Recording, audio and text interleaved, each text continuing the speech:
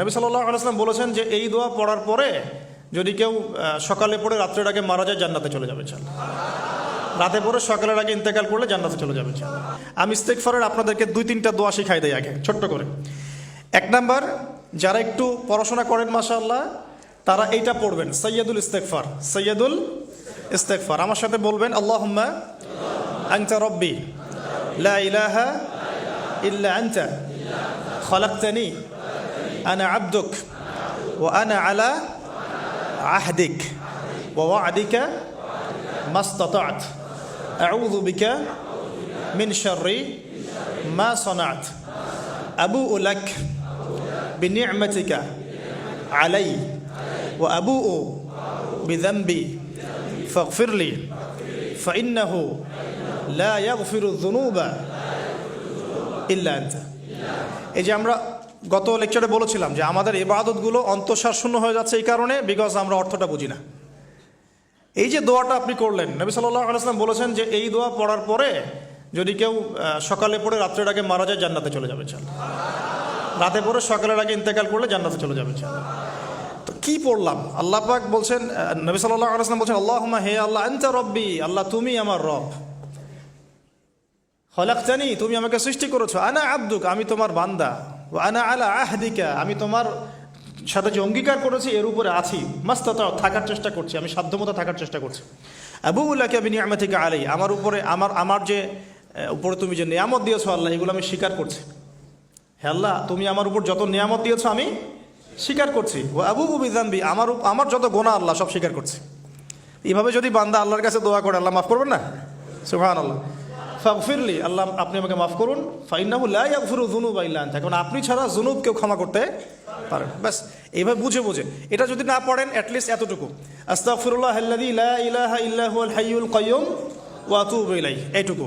আর এটাও যদি না পড়েন, না পড়াটা একটু লজ্জার যদিও বা, তাও যদি না পড়েন তাহলে বলবেন আস্তাগফিরুল্লাহ ওয়া আতুবু ইলাইহি, আস্তাগফিরুল্লাহ ওয়া আতুবু ইলাইহি। আসুন তাহলে আমরা কাজগুলো পেয়ে গেলাম। এখন আসুন আমরা কেন রোজা রাখছি। নবী করিম সাল্লাল্লাহু আলাইহি ওয়াসাল্লাম এখানে উদ্দেশ্যটা বলছেন। এই দিনে কি করা হয়েছে?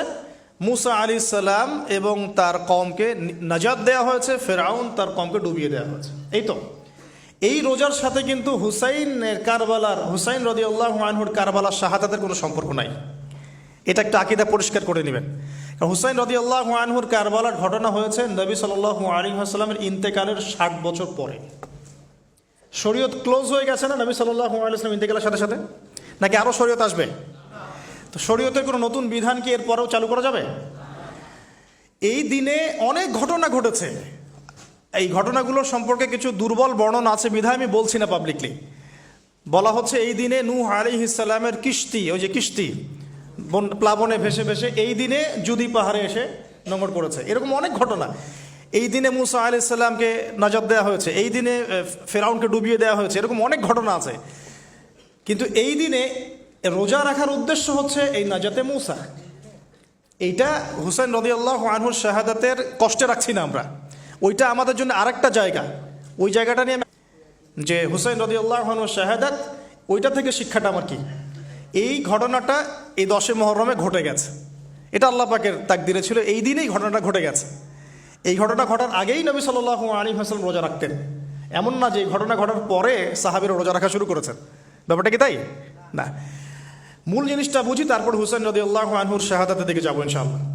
আমরা দোয়া করি আল্লাহ পাক আমাদের সবাইকে হুসাইন রাদিয়াল্লাহু আনহুর মতো সাহস, কারেজ দান করুন, তাদের মতো বীরত্বপূর্ণ ঈমান দান করুন, এবং জুলুমের বিরুদ্ধে তার মতো দাঁড়িয়ে যাওয়ার মানসিকতা দান করুন। আল্লাহ পাক সারা দুনিয়া থেকে ইয়াজিদদেরকে ধ্বংস করুন, এবং রাসূল সাল্লাল্লাহু আলাইহি ওয়াসাল্লামের কলিজার টুকরা নাতি হুসাইন রাদিয়াল্লাহু আনহুকে আল্লাহ পাক জান্নাতের উচ্চ মর্যাদা দান করুন। তো এখানে দেখুন মুসা আলাইহিস সালামের নাজাতের সাথে আশুরার ঘটনা জড়িত। আর একটা কথা আমি বলে দেই, মুসা আলাইহিস সালাম, তার কওম, ফেরাউন এবং শেষ জামানা দাজ্জাল, জেরুজালেম, ইহুদি, এদের সবার সাথে একটা যোগসূত্র আছে। একটু বোঝার চেষ্টা করবেন। আবার বলছি, রোজাটা রাখছি আমরা আশুরার স্মৃতিতে, ওই স্মরণে।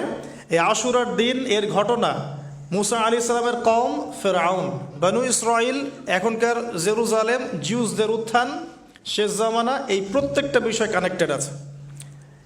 আমি জানি না কিভাবে আমি শব্দ নিয়ে আপনাদেরকে বোঝাবো। কারণ আমি এখনগুলো লেকচারগুলোতে বলি যে আমি লাস্ট 3-4 বছর থেকে একটা প্রবলেম ফেস করছি। অনেক কিছু বুঝতে পারছি কিন্তু আমি আপনাকে বোঝাতে পারছি না। আমি কোন ভাষা প্রয়োগ করব বা কিভাবে সিকোয়েন্স সাজাবো আমি আসলেই বুঝতে পারছি না। বিশ্বাস করেন, এগুলো শুধু বাইরের কথা বললাম, ভিতরে এমন অনেক কথা আছে যার 30 থেকে 40% আমি বলতে পারছি, বাকি 60% কথা আমি বলতে পারছি না। এখন আপনি ইন্টেলেকচুয়াল অডিয়েন্স হয়ে বুঝে নিয়েন যে কেন বলতে পারছি না, কেন বলতে পারছি না, কী কারণে, এটা আপনাদেরকে বুঝে নিতে হবে। তো এখন